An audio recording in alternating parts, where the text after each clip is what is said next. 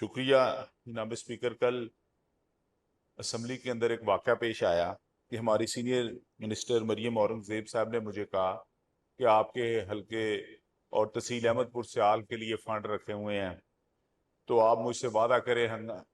میں نے کہا جی میں نے آپ اس کتاب میں دیکھ لیں، ہمارے لیے اس بجٹ میں کچھ نہیں رکھا. انہوں نے کہا جی آپ وعدہ کریں، آپ ہمارے خلاف نعرے نہیں لگائیں گے تو میں آپ کا بجٹ آپ کو بھی بتاتی ہوں اتنا ہے. اگر آپ کا میں نے بجٹ کا بتا دیا رکھا ہے تو آپ استعفیٰ دیں گے؟ تو میں نے کہا جی دیں گے.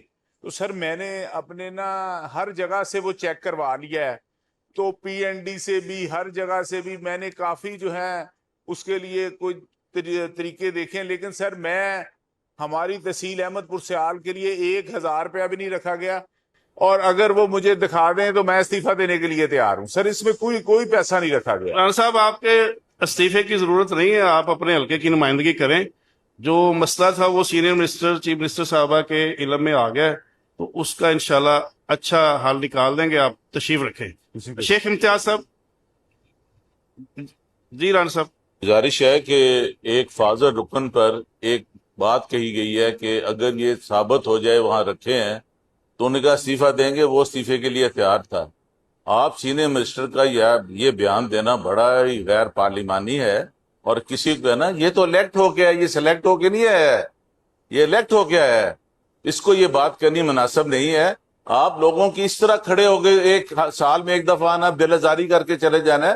اس نے بڑے آن دی فلور آف دی ہاؤس کا ہے. اگر اس کتاب میں ان کا کہیں ذکر ہے تو بتا دیں، اگر ذکر نہیں ہے تو یہاں فلور آف دی ہاؤس پہ جھوٹ بولنے کے لیے نہ آئیں. جی رانا صاحب. پینل آف چیئرمین صاحب گزارش یہ ہے، بڑی اچھی بات رانا آفتاب صاحب نے، رانا شہباز صاحب نے، اور بالکل ان کی بات میں بڑا وزن ہے. سینئر منسٹر صاحبہ نے جو بات کی تھی وہ فیکٹس اینڈ فگر کے ساتھ کی ہے. بالکل انہوں نے کل لانا ہے.